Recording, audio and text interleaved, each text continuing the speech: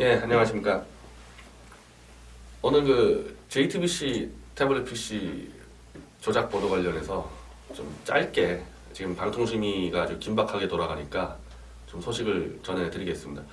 여기에 대해서는요, 정미용 대표의 TMJ 진정방송에서 제가 1시간가량 이 화면까지 보여주면서 좀 제대로 설명해 놓은 게 있어요. 좀 더 알고 싶으면 그 방송을 보시면 되고, 오늘은 제가 그 방통심의 상황만 좀 설명을 드릴까 합니다. 어제 방통심의 전체 회의에서 결국 JTBC 태블릿 조작 보도 관련해서 의견 진술 청취를 결정을 했습니다. 이건 사실은 우리 그 방통심의에서 한겨울에 처절하게 싸웠던 이 태극기 부대들, 그래도 절반의 성공까지 온 겁니다. 물론 이제 방통심의에서는 좀 말을 돌렸지만은 원칙적으로 의견 진술을 한다는 개념은 보도에 문제가 있다. 이 보도에 문제가 있기 때문에 징계를 내리는데 징계 수위를 결정하기 위해서 왜 보도를 저렇게 했는지 따져 묻는 제도라는 겁니다. 그게 결정이 났다는 거는 징계를 하겠다는 얘기예요. 근데 하나 더 나가서요. 이게 단순히 징계로만 끝날 사안이 아니고 전 다행스럽게 방통심의의 몇몇 이 위원들이 정확히 상황을 보고 제대로 치고 들어갔다고 판단하는데, 우리가 보세요. 태블릿 PC를 손석희가 조작을 했다? 이거를 우리가 직접 검증할 수 있는 수단은 하나도 없죠. 태블릿 PC를 본 적이 없으니까. 우리가 검증할 방법이 없지 않습니까? 그럼 뭘 가지고 계속 제가 손석희 조작을 주장하냐면은 자신들이 한 보도와 이 보도에서 문제가 된 것들을 해명했을 때의 말이 안 맞는 부분, 그리고 수상, 소감, 막 후기, 이걸 다 종합해가지고 보도가 지금 말이 안 된다, 니네 설명이. 이렇게 잡아나가는 거거든요. 그래서 처음에 제가 방통심의에다가 요청을 했을 때 박효종이라는 그 위원장이 끝까지 버텼던 게, 검찰처럼 우리가 수사권이 없기 때문에 태블릿 PC의 조작 여부를 우리가 판단할 수가 없다고 버텼어요, 박효종 위원장이. 근데 제가 이미 그 민원 넣을 때 화면 조작을 가지고 잡아달라 그랬지 내가 언제 PC 조작 잡아달라 그랬냐. 그걸 돌파했고, 오히려 박효종보다도 그쪽에 있는 그 공무원 실무진들이 그래도 제가 낸 민원 취지를 제대로 설명해가지고 돌파가 된 거고, 이 함기용 변호사나 조영기 교수 같은 이른바 보수 성향의 위원들이 잘 이해를 했기 때문에 여기까지 오게 된 겁니다. 화면만 가지고 잡은 건데, 여기서 결정적인 게 중요한 사안이 이제 어제 터진 겁니다. 입수 경위와 날짜 보도 조작이에요.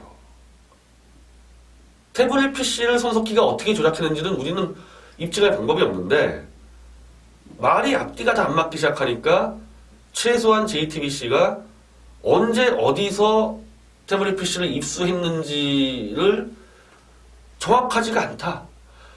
이게 막 다르다, 지금 막 상황에 따라서. 그게 지금 징계 사유로 올라가 있고, 의견 진술에서 최대 핵심 사항이 지금 그겁니다. 손석희 사장하고 심수미 기자는 10월 18일 더블루K 사무실에서 처음 발견하고 이틀 뒤인 20일 날 태블릿 PC를 가져왔다. 이렇게 보도를 하지 않았습니까? 근데 이게 미디어치로 날라온 JTBC의 고소장을 보면은 심수미 기자는 온데간데였고, 죄다 김필준 기자가, 그리고 지금까지 보도했던 내용과 완전히 다르게 처음 발견한 시간도 달라.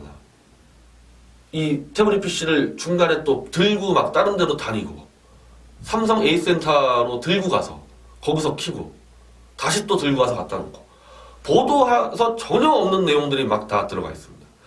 이 두 가지가 안 맞지 않습니까? 그래서 지금 함기용 의원이 정확히 설명을 한 게, 일단 왜 고소장 내용하고 보도 내용이 다른지 의견을 들어야겠다. 나와라, JTBC. 저는 사실 이것만 해도요, JTBC가 상당히 곤욕스러울 겁니다. 왜 보도 내용과 고소장 내용이 다릅니까? 왜 달라요? 그래야 될 이유가 있습니까, 언론사에서? 그럼 뭐 제 의견을 말하자면은 왜 다른지는, 저는 이 PC 조작의 핵심 가담자는 심수미는 아니라고 보는 겁니다. 김필준과 손용석 특별취재팀장이 핵심 조작 가담자고, 주로 보도를 많이 했던 심숨이라든지 서복현은 가담자가 아니에요. 자, 이게 어떤 체가 되냐? 조작을 가담한 기자가 직접 나와서 생방에서 떠들다가 사고 날 수 있죠. 사고 날 수 있죠. 뭐 제가 볼 때 이 사람들 아마추어입니다. 이 조작하는데 완전 아마추어들인데 그래서 다 겁도 많고 제가 보니까 그래서 심수미 기자가 뭐 수상소감 때 우리는 이런 걸 조작할 수 있는 FBI 정도의 실력이 안 된다 그래서 제가 그러지 않았습니까? 그 정도 실력이 안 되니까 다 걸리는 거 아니냐. PC를 제가 보지도 않고 화면만 보고도 조작을 다 잡고 있는데 이게 얼마나 아마추어예요. 그 뭐 막말로 양심은 좀 더럽혀진 사람들이 같지만 직업이 기자인데 이 전문적으로 사기치고 다니는 사람들은 아니잖아요. 그러니까 이런 아마추어가 조작을 하다가 갑자기 방송에 나와서 생방에 나와서 그럼 다 거짓말을 해야 돼요. 다 거짓말을 그냥. 그 김필중 기자 제가 알기로는 20대 후반 정도 밖에 안 되는 사람인데 손석희 사장 입장 생각해보세요. 겁나죠. 조작을 가담한 기자가 나와서 녹화도 아닌 생방으로 떠들다가 실수하면 끝나지 않습니까? 김필중 기자가 못 나가는 겁니다. 방송에. 그 심수민 기자? 심수민 기자는 부담이 없죠. 데스크에서 야야 이거 다 우리가 이렇게 했으니까 네가 가서 브리핑만 해. 조작을 가담 안 했어요. 그래 써준 대로 읽어. 난 죄가 없어. 원래 이 큰 범죄 조직들 같은 경우는 다 마찬가지인데 이 범죄를 좀 나눠서 가져갑니다. 나눠서 가져가서 개개인들은 내가 범죄에 참여하고 있다는 걸 몰라요. 죄책감 없이 수행합니다. 심수미 기자?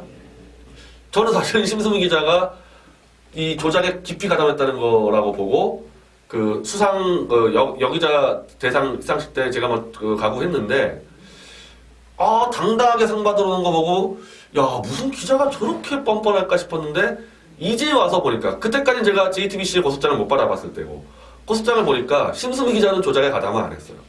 그러니까 당당히 상 받는 겁니다. 그런 식으로 판을 짜놓은 거예요 이게. 저는 그것 때문에 심수미 기자가 실제로 역할도 안 했지만은 역할을 한 것처럼 브리핑을 한 거고 역할하는 사람들인 김필준, 손영석 이 두 명은 제가 알기로는 한 번도 태블릿 PC 관련 보도 브리핑을 한 적이 없습니다. 이 둘은. 한 번도 한 적이 없어요. 다 서복현, 심수미 나눠서 하지 조작을 가담한 두 명은 안 합니다. 방송심의가 저한테 물어보면 저는 그렇게 답을 하겠는데 JTBC 담당자가 나타나서 이걸 어떻게 설명할지 저도 좀 궁금한데 다음 주 전체회의 때는 제가 참관하러 들어갈 겁니다. 저도 정말 궁금해요. JTBC가 어떻게 설명할지. 근데 이거보다 더 중요한 문제죠. 조작 총괄. 태블릿 PC 조작보도 총괄인 손영석 특별취재팀장은 아예 이 사람의 수상 수기를 보면 10월 18일 날 발견한 게 아니라 이미 한참 전에 발견해서 10월 18일까지 이 분석을 마쳤고 10월 19일부터 보도 시작했다. 이런 수상소감과 취재 후기를 한 군데도 아닌 여러 군데다가 민원연 수상소감, 기자협회 수상소감, 방송기자연합회 수상소감 다 떠들었어요.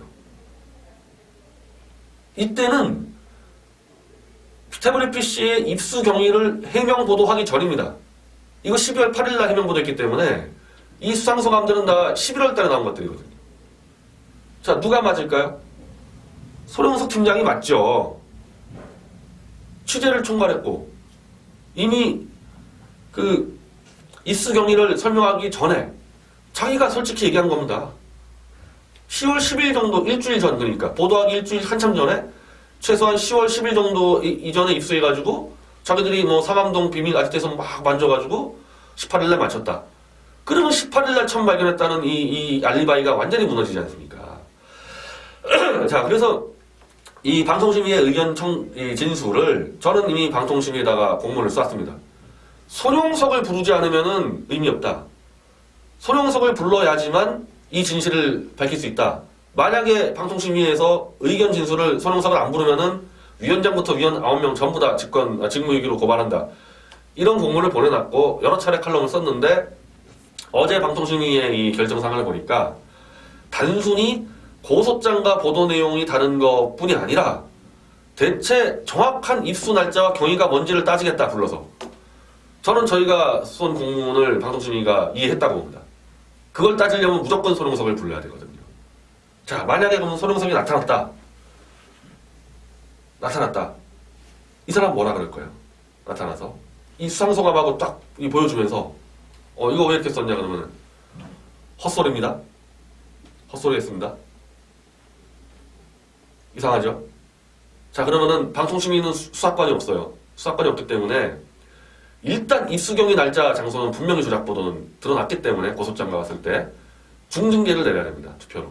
중징계를 내리고 방통심의는 여기 대해서 손영석의 말과 너무 안 맞는다. 지금 이 해명이 이건 검찰 수사가 필요하다. 의견을 내줘야 돼요. 의견을 안 내더라도 거기에 적어주면 돼요. 징계 사항에서 너무 말이 안 맞아 들어가기 때문에 이건 조작이 확실하고 이건 더 깊이 알아볼 필요가 있다 하고 시청자사가 중징계를 내려주면요. 자연스럽게 그 의견서를 갖고 검찰에다가 우리가 또 들어갈 수가 있습니다. 그리고 현재 검찰은 입수 경위는 조사하고 있다는 겁니다. 입수 경위는. 자기들이 야 이건 최순실 게 맞다고 뭐 해버렸기 때문에 PC를 다시 조사하진 않는다. 근데 입수 경위는 수사한다. 왜? 고영태가 자꾸 자기가 아니라 그러니까 저는 검찰도 이걸로 빠져나갈 수 있다고 봅니다. 검찰도 입수 경위와 날짜를 이제 수사하다 보면요. 다 드러나죠. 다 드러나면서 그간에 검찰이 같이 뭐 손잡은 거 다 제껴버리고 JTBC가 그냥 다 속였다 우리를 검찰 입장에서는 이 조사해 보니까 이거는 처음부터 더블루키에서 받은 게 아니고 누구로부터 받았고 다 수사할 수 있습니다. 그리고 글쎄요 이미 탄핵까지 끝났는데 뭐 검찰이 JTBC를 봐줄 이유가 있습니까? 검찰 입장에서 저는 그래서 검찰이 입수경위 수사는 뭐 충분히 제대로 할 수 있다고 보고 그걸 방통심의에서 어떻게 보면은 먼저 짚어주는 거죠. 그래서 그렇게 꽁꽁꽁꽁 숨겨둔 태블릿 PC 도저히 우리가 진실을 밝힐 거 없을 것 같지만은 바로 입수경위 날짜 조작 여기서 방통심의의 제재와 검찰의 수사로 충분히 이 절반의 진실을 5월 9일 대선 전까지도 충분히 나올 수 있는 지금 스케줄이에요. 제가 아까 앞서 방송에서 그랬는데 우리가 대선에서 이기는 길은 이 길밖에 없는 겁니다. 사기 탄핵의 진실을 뭐 하나라도 조금이라도 더 드러내는 거 대선 전에 밝히는 거 저는 그 중에 태블릿 PC도 하나의 충분한 이슈가 될 수 있다고 생각합니다. 네, 감사합니다.